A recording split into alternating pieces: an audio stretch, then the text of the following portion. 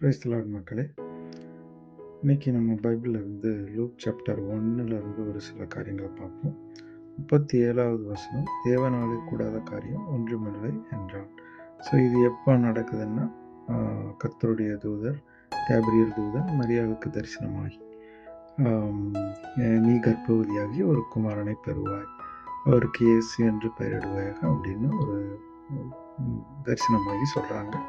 So மரியாள் இதை கேட்டுட்டு இது எப்படி நடக்கும், ஏன்னா எனக்கு இன்னும் கல்யாணம் ஆகலை, நான் புருஷனை அறியேன் அப்படின்ற மாதிரி சொல்கிறாங்க. அப்போ தேவதூதன் திரும்ப மரியாள்கிட்ட பரிசுத்த ஆவி உன் மேலே வரும், ஸோ அதனால் உன்னிடத்தில் பிறக்கும் பரிசுத்தம் உள்ளது தேவனுடைய குமாரன் எனப்படும் அப்படின்னு சொல்கிறாங்க. ஸோ இதை கேட்டுட்டு மரியாள் இதோ நான் ஆண்டவருடைய அடிமை, உமது வார்த்தையின்படியே எனக்கு ஆக்கடவுது என்றார். ஸோ இதுதான் இந்த நடந்த காரியம். ஸோ இந்த சாப்டரில் இதுக்கு முன்னாடி நீங்கள் நடந்த வசனங்களை பார்த்தீங்கன்னா, செகரியா எலிசபெத்துன்னு ஒரு வயதான தம்பதி இருக்கிறாங்க. அவங்களுக்கு ரொம்ப நாளாக குழந்தை இல்லை.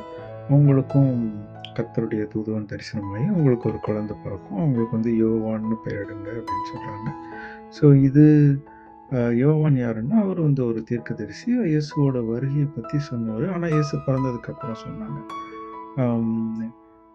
இயேசுவோட வருகையை பற்றி பழைய ஏற்பாட்டில் நிறைய இடத்துல சொன்னாலும், இயேசு பிறந்ததுக்கப்புறம் இயேசுவை பற்றி சொன்னது யோவான்.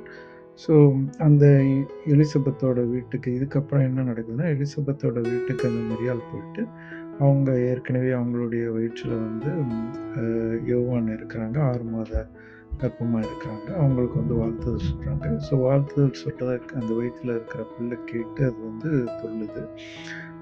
ஸோ அப்போ எலிசபெத் பரிசுத்த ஆவியினால் நிரப்பப்பட்டு என்ன சொல்கிறாங்கன்னா, மரியாளை பார்த்து, ஸ்திரீகளுக்குள்ளே நீ ஆசீர்வதிக்கப்பட்டவள், உன் கர்ப்பத்தின் கனியும் ஆசீர்வதிக்கப்பட்டது, என் ஆண்டவருடைய தாயார் என்னிடத்தில் வந்தது எனக்கு எதினால் கிடைத்தது அப்படின்றார்.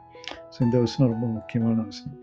ஸோ எலிசபெத் மரியாளை பார்த்து சொல்கிறாங்க, என் ஆண்டவருடைய தாயார் என்னிடத்தில் வந்தது எனக்கு எதனால் கிடைத்தது.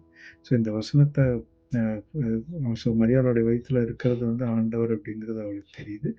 ஸோ அது எதனால் அந்த வசனத்தை அவங்களால சொல்ல முடியுதுன்னா, அவங்க பரிசுத்த ஆவியினால் நிரப்பப்பட்டு அதை சொல்கிறாங்க.